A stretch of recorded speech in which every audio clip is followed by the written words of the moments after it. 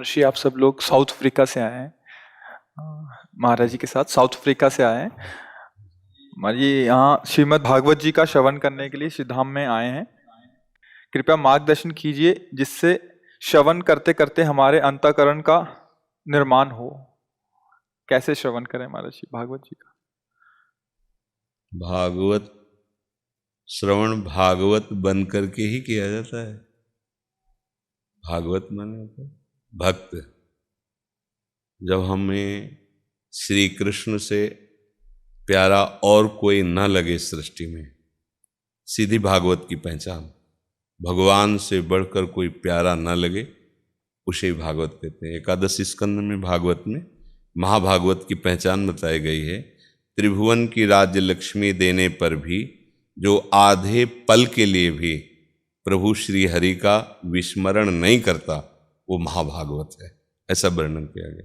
तो भागवत बन करके ही भागवत का रसास्वादन किया जा सकता है। पर सबसे बड़ी पहचान भागवत की ये है, उसे प्रभु से बढ़कर कोई और प्यारा न लगे, प्रभु के सिवा और कोई सहारा न लगे, प्रभु के सिवा और कोई आस न रह जाए, तो भागवत उसकी जन्म जन्म की प्यास बुझा देगी, प्रेम रस से उसे तृप्त कर देगी। अब भागवत अगर श्रवण कर रहे हैं और प्रभु से अपनापन नहीं है, तो श्रवण तो होगा, पुण्य मिलेगा आपको, पर आपको भागवत का असली फल नहीं मिलेगा। भागवत का असली फल है भगवत प्रेम। जब धुंधकारी जी को श्रीमद् भागवत श्रवण कराई गोकर्ण जी ने, तो और भी शास्त्रों भक्त सुन रहे थे, तो विमान लेकर भगवत पार्षद एक आए, एक विमान, और धुंधकारी जी प्रेत योनि से मुक्त होकर चतुर्भुज रूप हरि रूप होकर विमान पर चढ़ने लगे। तो गोकर्ण जी ने उनको रोका, पार्षदों को, कि ऐसा भेद क्यों? क्योंकि हमने केवल धुंधकारी को ही थोड़ी भागवत सुनाई, भागवत तो हमने सबको सुनाई। आपको बहुत से विमान लाने चाहिए और सबको भगवत धाम ले जाना चाहिए। तो भगवत पार्षदों ने कहा कि भागवत तो आपने सबके लिए कही, सुनी भी, पर मनन किया धुंधकारी जी ने। मनन उसी का होता है जो प्रभु को अपना स्वीकार कर लेता है। इतना पापी आदमी भूत बन गया, अब उसने देखा भूत जीवन का कष्ट, तब उसने विचार किया कि एकमात्र हमें भक्त ही बचा सकता है इस दुर्गति से। तो गोकर्ण जी की शरण ली। गोकर्ण जी ने इस विषय को महापुरुषों से पूछा, तब पता चला एकमात्र भगवान का आश्रय, भगवान की चर्चा, भगवान का नाम कीर्तन तुझे मुक्त कर सकता है। उसकी बात समझ में आ गई कि अब मुझे भगवान ही बचा सकते हैं, और अंदर से भगवान का आश्रय लेकर बिना कुछ खाए पिए 7 दिन तक भगवान की चर्चा सुनी और भगवान का ही मनन किया। तो भागवत के प्रभाव से वो भागवत बन गया और हरि पार्षद होकर भगवान के था। तो हम जो सुने, श्रोता सोई परम सुजान, सुनत चित रति करे। सुनने का फल है रति, रति माने प्रेम। हम भगवान श्री कृष्ण को अपना मानने लगे, उनको अपना मित्र माने, अपना स्वामी माने। वो तो सब कुछ बनने के लिए तैयार है, और उनसे हम इतना प्यार करें कि उनसे प्यारा कोई रह ना जाए फिर। और अभी हमें शरीर प्यारा है, बहुत कुछ प्यारा है, तो सुनते सुनते हमको हर प्यार श्री कृष्ण की तरफ मोड़ना है। सबकी ममता ताग बटोरी, मम पद मनहि बांध बर डोरी। तो फिर भगवान का प्रभाव उस पर प्रकट होता है। समदर्शी इच्छा कछु नाही, हर्ष शोक भय नहीं मन माही, अस सज्जन मम उर्वस कैसे, लोभी हृदय बसै धनु जैसे। ये भगवान उसको इतना प्यार करने लगते हैं, भगवान उसे समदर्शी बना देते हैं, उसे निर्भय बना देते हैं, उसे निशोक बना देते हैं। पर आवश्यकता है सबकी ममता ताग बटोरी। हमारे प्यार का जो कई जगह बिखरा हुआ स्वरूप है, उसे समेटें, और उसे समेटकर एकमात्र प्रभु के चरणों में लगा दें। ये भागवत श्रवण का फल है। श्री कृष्ण रति, श्रोता सोई परम सुजान, जो सुनत चित रति करे, वही श्रोता सुजान श्रोता है, जो कथा सुनकर जिनकी कथा हो रही है उसमें रति कर ले। रति माने प्रेम, और उस प्रेम का स्वरूप ये कि अब हम कथा के बिना जी नहीं सकते। अब हमें तो रोज चाहिए। नशा है ना, जैसे 7 दिन किसी को अफीम खवाओ और 8वें दिन को भाई जाओ, तो कहेगा हम कैसे जी सकते हैं, 7 दिन से हम बराबर अफीम ले रहे हैं, अब उसके बिना कैसे जी सकते हैं। मतलब ये तो एकदम प्राकृतिक निकृष्ट बात है। तो महापुरुषों ने तो कथा को अपना व्यसन माना है। आशा बसन व्यसन याति नहीं, रघुपति चरित होएता। तुम्हें कथा का नशा हो जाना चाहिए 7 दिन सुनने के बाद कि अब हमारा जीवन कथा के बिना तो बेकार है। तो अब रोज कहाँ मिले, तो रोज हम पढ़ेंगे, अब भागवत रोज पढ़ेंगे, आपस में बैठकर भागवत की चर्चा करेंगे, सुनेंगे, तो माना कि आपकी भागवत करना, भागवत सुनना सफल हुई, क्योंकि अब आप स्वयं भागवत हो गए हैं। महाराज जी, वृंदावन लीला चिंतन क्या साधन एवं साध्य दोनों है? पर ये सौभाग्य जब तक वृंदावन की कृपा, वृंदावन के प्रेमियों की कृपा नहीं होगी, तब तक नहीं हो सकता। क्योंकि उद्धव जैसे परम ज्ञानी भी गोपी प्रेम से वंचित थे। जब वृंदावन आए, वृंदावन रज का सेवन किया, लौटे, गोपियों के सम्मुख प्रेम वार्ता हुई, तब वो जाने कि मेरा जीवन तो अभी अधूरा है। तभी उन्होंने कहा कि यहाँ की घास लता औषधि बन जाऊं, जिससे इन ब्रज गोपियों की चरण धूल हमारे ऊपर पड़े। तब वो लीला चिंतन का अधिकारी होता है। लीला गायन के और लीला श्रवण के तो प्राय बड़े पुण्यात्मा जन हैं, अधिकारी हैं, पर लीला चिंतन का अधिकारी तब होता है। और जो लीला चिंतन करते करते अपना विस्मरण कर देता है, अपना वो लीला में अधिकार प्राप्त कर लेता है, लीला प्रवेश का। बोले ना, जीते जी लीला में प्रवेश। अब वो लीला का एक पात्र बनकर अपने आराध्य देव के साथ रहता है। ये क्रम है, लीला श्रवण, लीला गायन, फिर लीला चिंतन, और फिर लीला में प्रवेश, स्वयं लीला का एक पात्र बनकर उस लीला में प्रवेश कर गया। ये आखिरी स्थिति लीला में प्रवेश। तो इसका जो अनुभव है वो यहाँ वृंदावन की रज से होगा, पढ़ने लिखने से पूरा अनुभव नहीं। तो उद्धव जैसे बृहस्पति के चेला हैं और भगवान के मित्र हैं, उद्धव जी जैसा कौन ज्ञानी होगा, पर प्रेम रस से अनविज्ञ है। पहले गोपी जनों के सामने आए तब प्रेम का परिचय प्राप्त। तो ये धाम प्रेम प्रदान करने वाला है। यहाँ की रज, यहाँ के रसिक जन, यहाँ का वायुमंडल वो भगवत प्रेम में है। देवर्षि नारद जी ने भी भागवत में जब भक्ति से बातचीत की है, तो वहाँ परिचय मिला कि भक्ति तो यहाँ नृत्य कर रही है। यहाँ ज्ञान वैराग्य सोए हुए हैं, भक्ति तो नृत्य कर रही, नव यौवन प्रसन्न प्रफुल्लित। तो ज्ञान वैराग्य जगाने के लिए ही तो भागवत की चर्चा की थी। भक्ति तो प्रसन्न है और खूब पुष्ट है, पर ज्ञान वैराग्य के बिना वो भी थोड़ा शोकित है कि ये भी तो तैयार हो जाने चाहिए। तो इसीलिए श्रीमद् भागवत का प्रवचन हुआ कि उससे भक्ति, ज्ञान, वैराग्य तीनों पुष्ट हो जाते हैं और भगवान की प्राप्ति होती है। राजेंद्र शर्मा जी, सरोज शर्मा जी।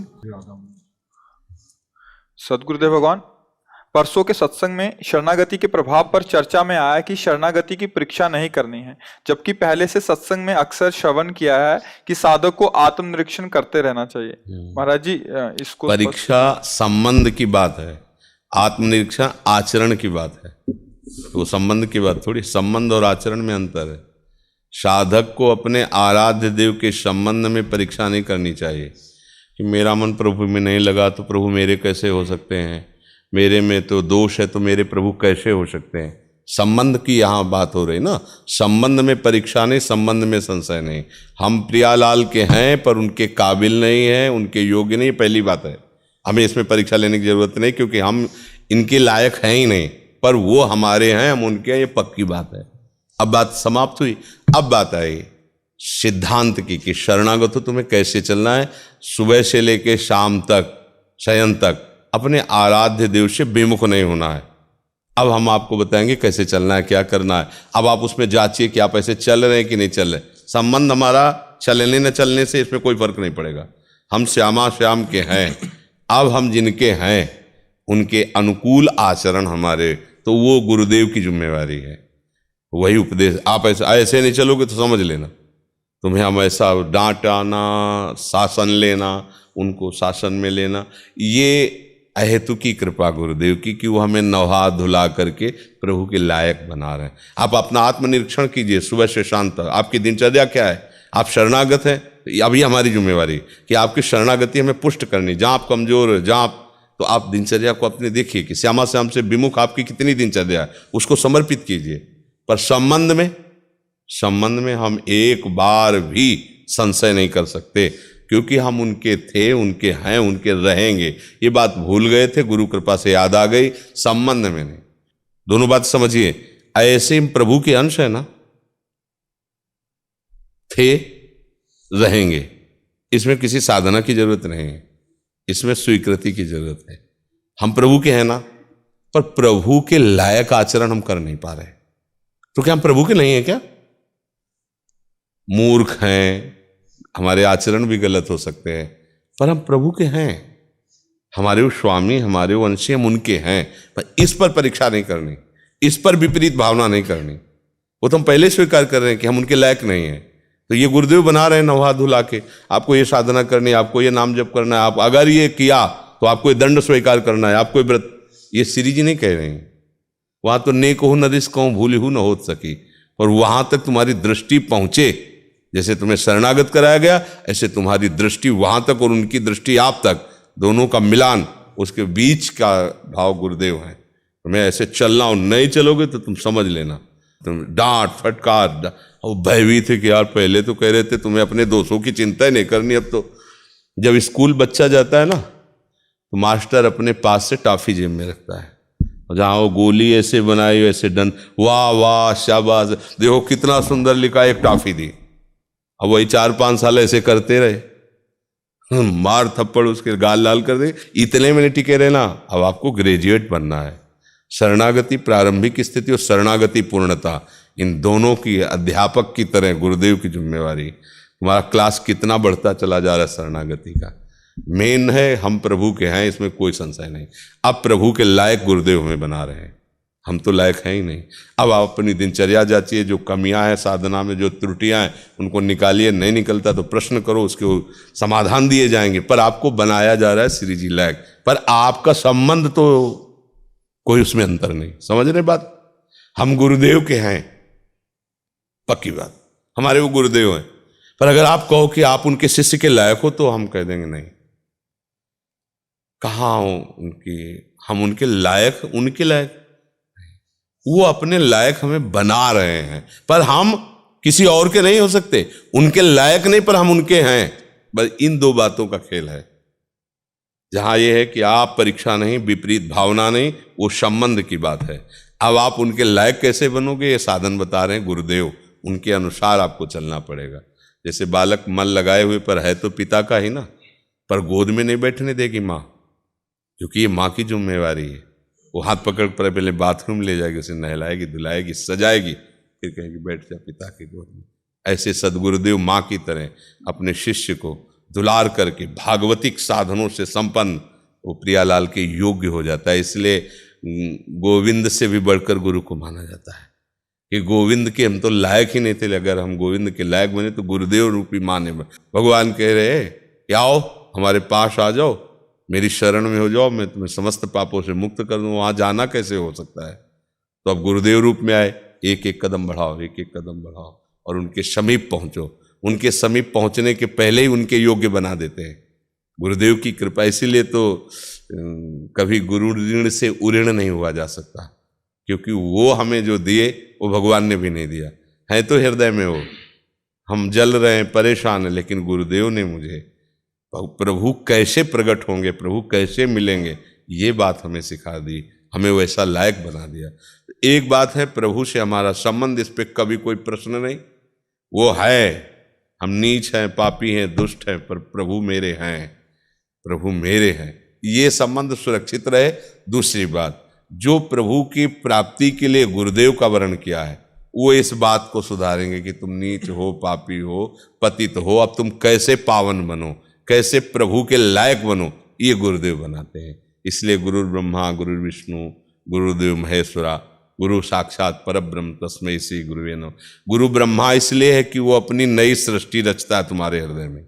ब्रह्मा की रची सृष्टि से आसक्ति हटाकर भागवतिक सृष्टि रचता है। शंकर इसलिए कि वो समस्त दुर्गुणों का विनाश कर देता है, और विष्णु इसलिए कि अपने रचे हुए सद्गुणों का वो पोषण करता है अपनी कृपा दृष्टि से, और साक्षात परब्रह्म इसलिए कि जब हमें अनुभव आएगा तो यही दिखाई देगा कि जो गुरु वही हरि, जो हरि वही गुरु, हरि गुरु में भेद नहीं, वो तो एक ही है। बस ये बात समझ में आ गई तो गुरु साक्षात परब्रह्म, वही परब्रह्म ही गुरुदेव रूप में आया था। सपना गांधी जी सहारनपुर से। राधा वल्लभ श्री हरिवंश। महाराज जी आपके चरणों में कोटि कोटि प्रणाम। महाराज जी जब ईश्वर का ध्यान करती हूँ तो खुद पर बीते दुख याद आते हैं और आंखों से आंसू आने लगते हैं। ये ईश्वर का ध्यान है या अपना कर्म? किसका किसका प्रश्न? नाम जप करो, पहले नाम जप करो। ये सब मन की धरा है ना, ईश्वर का ध्यान है ना, इसमें आपका दुख है। ये सब मन का रचा हुआ खेल है। ये दुख सुख, ये लाभ हान, ये सब मन की वृत्तियां हैं। प्रभु का ध्यान तो तब करो ना जब आप प्रभु को अपना मानो। अभी तो शरीर को अपना माने हुए हैं। भोग सामग्री हमारी सुख सामग्री है, परिवार संसार ये हमारा जीवन है। ध्यान प्रभु का कैसे हो सकता है? प्रभु का ध्यान तो तब हो ना जब प्रभु अपने हो। ध्यान तो उसी का होता है जो अपना होता है। तो पहले नाम जप करो, पहले सफाई होनी चाहिए, हृदय साफ होगा, तब बात समझ में आएगी। अभी तो हमारे ऊपर बीते हुए दुख, हमें कौन दुख दे सकता है? हमारे कर्म ही है ना। फिर अब उनका जो बीते हुए कर्म है उन्हीं का हम फिर ध्यान करें तो समय बर्बाद कर रहे हैं। ध्यान कहाँ कर रहे हैं? ध्यान तो हम उन कर्मों कर रहे हैं, दुख सुख का कर रहे हैं, तो समय बर्बाद हो रहा है। ध्यान कहाँ हो रहा है? ध्यान तो बिहारी बिहारी जो का प्रिया प्रीतम का करना है, तभी हमारे सब कर्म भस्म हो जाएंगे, आनंद मिलेगा। पर यहाँ तक पहुँचने के लिए पहले नाम जप करो, राधा राधा राधा तुम नाम जप। पवन दीक्षित जी, आशा दीक्षित जी। प्यारे सदगुरुदेव भगवान आपके चरणों में कोटि कोटि प्रणाम। महाराज श्री हमारा एक प्रश्न है। महाराज श्री लोक व्यवहार में कंठी तिलक व वर्णाश्रम देखकर लोग प्रणाम करते हैं जो कि सामने वाला उच्चारण में आशीर्वाद चाहता है। महाराज जी इस स्थिति में हम क्या करें? हम सामने वाले से क्या बोलें? कृपया समाधान कीजिए। राधे श्याम बोला, इससे बढ़िया उनका मंगल और कहाँ हो सकता है? प्रभु का नाम उनके कान में पड़ेगा तो अपने लोग भगवत दास हैं। राधा वल्लभ लाल की जय, राधे श्याम, राधे राधे, राधा राधा। खुश रहो, ये तुम्हारे कहने से नहीं होगा। उनके आचरण ठीक होंगे तो खुश रहेंगे, आचरण गंदे होंगे तो तुम्हारे खुश रहने से थोड़ी खुश रहेंगे। तुम्हारा मंगल हो, मंगल भवन प्रभु का भजन करोगे तो मंगल होगा, हमारे कहने से थोड़ी हो जाएगा। या मान लो चिरंजीवी भव तो कहे हरिदास तबे चिरजीवो जब कुंज बिहारी चितावन। अब प्रभु से जुड़ोगे नहीं तो मरोगे, चिरंजीवी कैसे होगे? तो बस राधा वल्लभ लाल की जय, अपने इष्ट की जय बोले। हाँ, राधा राधा राधा राधा भैया, राधा राधा राधा, राधे श्याम, राधे श्याम, यही है। इससे बड़ा आशीर्वाद, क्योंकि उनके कान में नाम पड़ा ना, मंगल होगा। श्रवण में कान पड़ते ही उसके पापों का नाश शुरू हो जाता है। तो इससे बढ़िया क्या होगा? तो नाम उच्चारण किया, राधे श्याम, राधा राधा।